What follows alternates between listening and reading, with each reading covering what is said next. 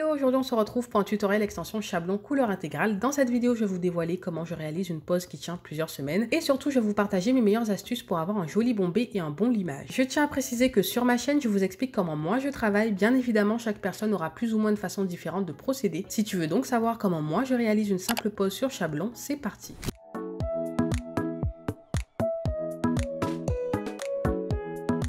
La désinfection et la préparation des ongles naturels. Je désinfecte mes mains et les mains de la personne sur qui je réalise la pose. Je dégage bien les cuticules pour qu'aucune peau morte ne me dérange lors de l'application du primer, du gel, de la couleur, etc. Et surtout pour éviter au maximum les décollements. Pour que la pose tienne, le gel doit être sur l'ongle et pas sur les peaux, attention. C'est quand j'ai commencé à perfectionner le retrait des peaux mortes sur l'ongle à la ponceuse que j'ai vu la différence. Je me suis rendu compte à quel point pour certaines personnes, les peaux étaient très collées sur l'ongle et que c'était la raison pour laquelle j'avais de nombreux décollements. Il est tout à fait possible de bien repousser les peaux manuellement avec un repousse cuticule uniquement, mais si vous souhaitez utiliser la ponceuse, formez-vous sur ce point. Je ne vous conseille pas de vous lancer à l'aveugle, ça peut vite devenir dangereux en 2 secondes, surtout pour cette étape. Je matifie ensuite l'ongle naturel avec un grain fin, donc une lime 180 pour ma part. Je lime aux endroits qui sont brillants et j'évite de repasser aux endroits qui sont déjà limés. Le but de cette étape est de retirer le gras de l'ongle, sinon la pose ne tiendra pas. C'est souvent à cette étape que l'ongle naturel est excessivement limé, ce qui fait que pour beaucoup, les faux ongles abîment les ongles naturels alors que pas du tout. Faire des poses d'ongles fragilise légèrement, oui, parce que vous limez légèrement l'ongle naturel pour que la pose accroche. Mais si vous avez les ongles abîmés, endommagés, fins, rouges, ce n'est pas normal. Vous limez beaucoup trop, attention. Les ongles sont censés être intacts sous la pose et pareil à la dépose. Attention au limage excessif. Il n'y a pas pire pour abîmer vos ongles. J'ai conservé sa longueur naturelle parce qu'elle souhaitait la conserver et juste rallonger de quelques millimètres. Mais en général, je raccourcis tous les ongles quand la personne n'a pas pour objectif de maintenir sa longueur dès la première pose. J'écoute ce que la cliente souhaite et la conseille en fonction. Dans son cas, c'était la meilleure solution. Je n'y aurais pas conseillé une pose capsule par exemple. L'application du primer. J'applique ensuite mon primer. Vous pouvez appliquer primer et ou gel de base selon votre protocole habituel. La marque que vous utilisez, appliquez ce qui fonctionne pour vous. Vous pouvez appliquer ces produits avant ou après l'installation des chablons. Il n'y a pas besoin des chablons pour cette étape. Voyez ce qui pour vous est plus astucieux, plus logique. Attention, si vous appliquez votre primer juste après avoir installé les chablons, attendez quelques secondes avant d'appliquer le gel. Le primer doit sécher un minimum à l'air libre. C'est souvent la cause de décollement aussi. Le choix des chablons. Je choisis mes chablons en fonction de la qualité, bien sûr. Il vous faut des chablons qui ne s'abîment pas rapidement dès la moindre manipulation, des chablons qui collent très bien et qui ont des grilles de repères au top du top. Plus vous avez de repères, mieux c'est. Vous allez pouvoir vous repérer au niveau de la longueur, de la forme et surtout au niveau du découpage. C'est pour cela que les prix diffèrent selon les marques. Certains chablons s'abîment vite, collent mal, ont très peu de repères et d'autres vous facilitent énormément la tâche. Je les choisis aussi et principalement d'ailleurs en fonction de l'extension que je m'apprête à réaliser. Pour ma part, dans cette vidéo, j'ai utilisé des chablons qui en temps normal sont top pour les amandes et les longs ongles ballerines. Mais je les ai choisis parce que je peux tout à fait réaliser un petit carré avec parce que la grille me le permet malgré tout. Et aussi, je l'avoue par habitude parce que j'arrive à me repérer dès que les lignes de repère du milieu sont présentes. Mais choisissez au début des repères qui vont vous aider à 100% et pas partiellement, sinon vous allez être déstabilisé parce que vous n'êtes pas encore habitué. Par exemple, l'idéal pour cette forme si vous débutez serait celle-ci. Les repères sont faits pour réaliser la pose que je m'apprête à réaliser, donc un carré court. Vous avez juste à suivre la grille et à placer le gel en fonction. L'installation des chablons. Premièrement, je découpe le chablon sans l'abîmer. Il doit être intact. Si vous avez du mal à le découper à la main, aidez-vous d'une paire de ciseaux. C'est d'ailleurs ce que je vous recommande parce qu'il ne faut pas trop toucher la partie collante au risque que le chablon colle moins. Deuxièmement, je place l'autocollant du milieu au centre du chablon. Face collante sur face collante. Certaines personnes ne le font pas, mais je vous le conseille parce que ça vous permet de créer une rigidité à ce niveau et à ne plus rendre cet endroit collant au risque de trop coller le chablon et ainsi par la même occasion vous pourrez vous aider d'un pinceau ou d'un stylo pour donner une forme au chablon. Une fois cet autocollant placé à cet endroit, la partie vide est la partie où vous placez le doigt. Troisièmement, je colle légèrement en premier lieu le chablon au niveau du bas des ailes uniquement. Attention, ne collez pas entièrement juste le bas des ailes. Coller légèrement à cette étape vous permettra au début d'apprendre à bien centrer le chablon sur l'ongle. Vous n'allez pas y aller à l'aveugle et vous allez moins galérer à trouver le centre du chablon par rapport au centre de l'ongle. Si vous collez mal au niveau des ailes, vous pouvez faire un ongle tordu, mais attention, c'est adapté à chaque ongle. Pour certains ongles, je ne fonctionne pas ainsi. Sinon, au contraire, si je colle au niveau du bas des ailes avant de placer mon chablon et avant même d'analyser la structure de l'ongle, je peux créer un ongle tordu si de base l'ongle naturel est tordu par exemple. Il faudra donc s'adapter, c'est la particularité du chablon, on doit s'adapter à chaque ongle dans les moindres détails. Mais dans son cas, je pouvais me permettre de prendre cette technique et de coller légèrement avant de placer le chablon sur son ongle. Et vous voyez à quel point ça coule de source. Je place ensuite le chablon bien au centre de l'ongle. La ligne de repère doit être bien au milieu. Attention, sinon votre ongle ne sera pas droit. Je vérifie bien sous chaque angle si la structure de l'ongle sera bonne par rapport à ce que je souhaite faire. Le chablon doit être droit de face et au bon niveau de profil. Il ne doit ni être trop bas ni trop haut pour réaliser un bombé classique mais droit. endroits. Il doit aussi parfaitement s'emboîter aux extrémités. Attention, c'est très important. Il ne doit pas y avoir de trou entre l'ongle et le chablon. Tout comme le chablon ne doit pas être sur l'ongle. Il doit être plaqué sous l'ongle sans pour autant trop serrer ou blesser les peaux du dessous.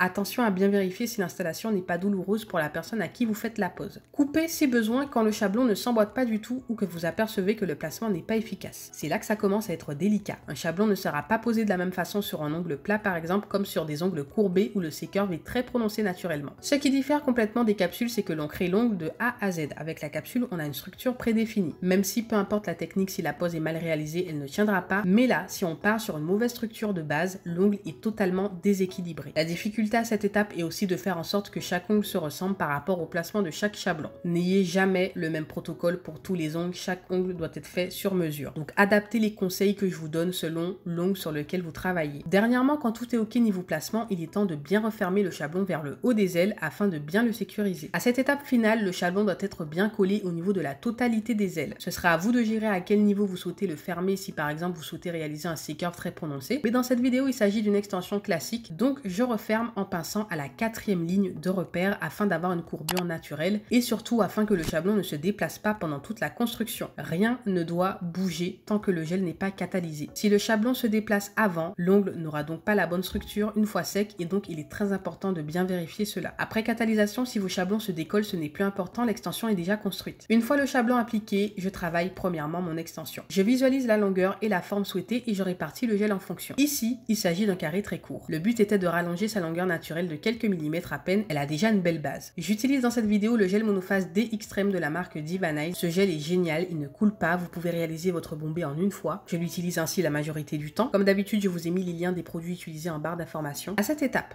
deux choix s'offrent à vous. Soit vous faites comme moi dans cette vidéo, donc vous travaillez l'extension avant de réaliser le bombé, ou soit vous faites toute votre construction en une fois. Mais pour cela, il faut avoir un gel simple à travailler pour vous au niveau de la viscosité et un gel qui tient en place comme ici où vous êtes sûr que rien ne va couler. Et bien évidemment, pour se permettre de faire la construction en une fois, il faut savoir maîtriser le bombé. Je peux vous dire que c'est horrible de rattraper du gel qui coule sur chablon, je l'ai vécu et vécu. Il y a énormément de matière à retirer et on peut vite perdre du temps. Donc si vous n'êtes pas encore à l'aise avec la technique ou avec votre gel, procédez comme moi par étapes. Ainsi vous êtes sûr de bien sécuriser les extrémités de l'ongle sans oublier aucun endroit. Vous aurez une meilleure visibilité et vous pourrez vous concentrer sur un point uniquement à la fois. À cette étape, vous devez faire l'extension, mais attention à bien raccorder les côtés de chaque ongle. Sinon, vous allez créer un escalier et la construction sera fragilisée. Le but est de créer une extension. Donc une extension est un rallongement et qui dit rallongement dit que vous devez suivre la continuité de l'ongle naturel. Donc si vous ne placez pas le chablon de façon à suivre la continuité, vous allez créer un escalier et votre pose va être fragilisée puisque vous n'avez pas respecté la structure de l'ongle naturel. Une fois l'extension réalisée et catalysée, vient enfin le moment de réaliser le bombé. Je prends une boule de gel et je la répartis sur tout l'ongle. L'ongle en entier doit être solidifié et pour ça le bombé va permettre de vraiment sécuriser la pose afin qu'elle ne se casse pas. Il va absorber les chocs et va permettre à votre pose de tenir plusieurs semaines et surtout ça va bien vous éviter des accidents qui peuvent intervenir quand le bombé est mal placé ou qu'il est carrément absent. Attention, quand il arrive un choc hyper violent, même avec un bombé présent, l'ongle peut se casser tout de même. Mais là je vous parle des chocs quotidiens. Avec un bombé, vous n'aurez pas peur de casser vos ongles au moindre petit choc, petit geste ou quoi. Je retire mes chablons avant ou après avoir réalisé mon bombé. Vous pouvez les retirer avant de réaliser le bombé si l'extension a bien été réalisée. En revanche, si vous sentez qu'il manque du gel à certains endroits, surtout aux extrémités, et ou si vous sentez que l'ongle est trop fin et fragile pour resserrer le chablon, ne le retirez pas. Continuez à travailler dessus tant que la pose n'est pas sécurisée. Quand je dis sécurisé, c'est solide, vous l'aurez compris. Vous pouvez retirer les chablons quand il y a assez de gel ou alors carrément quand votre construction est totalement terminée. Entraînez-vous à avoir l'œil et à repérer les défauts, c'est très important.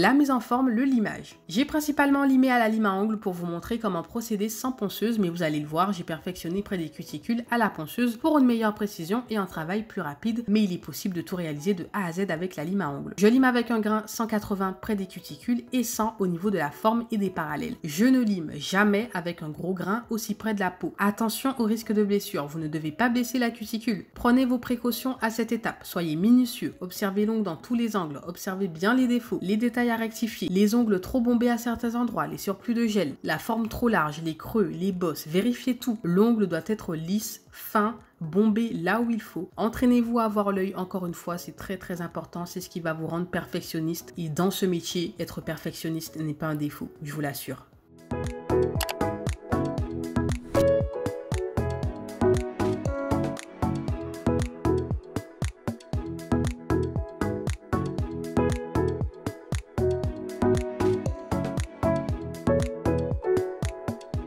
Je dépoussière ensuite le tout. Il est très important de bien retirer la poussière pour ne pas que l'application de votre couleur soit un calvaire. L'application de la couleur. J'applique la couleur proche des cuticules mais sans les toucher. Si par mégarde la couleur touche la peau, toujours retirer ce qui a dépassé avant de mettre à sécher. Pour l'application du gel de couleur, j'utilise toujours un bon pinceau qui permet une bonne précision avec les poils nickel. Ne négligez pas la qualité de votre pinceau. Je le répéterai encore et encore, mais un bon matériel favorise un bon travail. Si j'avais un pinceau avec les poils durs ou les poils qui partent dans tous les sens, l'application serait une galère et le résultat ne serait pas du tout le même. Ne vous inquiétez pas, j'ai noté que je dois vous faire une vidéo sur l'application des couleurs. Je prends le temps de vous préparer ces types de vidéos parce que je ne veux pas les bâcler. Il y a énormément de choses à dire, donc désolé pour le temps. Pour l'application du semis, pareil, les poils doivent être au top pour une bonne application. Investissez dans des semis de qualité. J'étale bien la couleur sans trop écraser le pinceau. Ne faites pas trop pression sur le pinceau. Il ne faut ni mettre beaucoup de matière, ni en mettre trop peu non plus. Et avoir la bonne pression vous évite les traces de pinceau et surtout vous permet une application homogène. La finition. Pareil que la couleur et tout le reste d'ailleurs, vous devez avoir une finition au top du top. Qualité professionnelle, brillance extrême, excellente tenue. Je répartis la finition partout sans toucher la peau. Ne touchez la peau à aucun moment. Entraînez-vous au maximum à ne pas toucher les cuticules. Si vous les touchez, ça arrive à tout le monde de le faire par mégarde par moment. Retirez la matière avant de mettre à sécher. Il ne faut juste pas que le produit sèche ainsi. Tant qu'il n'est pas sec, vous pouvez rattraper. Comme je l'ai dit juste avant, privilégiez une finition de qualité pour que votre pose soit bien protégée. Au-delà de l'extrême brillance que vous aurez avec une finition au top, vous aurez la protection nécessaire et c'est tout aussi important. C'est ce qui fera que votre couleur sera mise en valeur et que votre pose ne sera pas rayée au moindre geste et donc votre pose conservera sa bonne qualité même après 2 semaines. Et voici pour ce tutoriel, j'espère qu'il vous aura plu. N'hésitez pas à me faire vos retours en commentaire. S'il vous manque des informations, je vous répondrai avec grand plaisir. N'hésitez pas à me mettre des likes si je vous ai aidé. C'est grâce à vos retours que je sais si je vous ai aidé ou non. Et on va pas se mentir, ça fait toujours plaisir de recevoir du soutien. On se dit à tout de suite dans les commentaires. Je vous fais de gros bisous. Bye bye.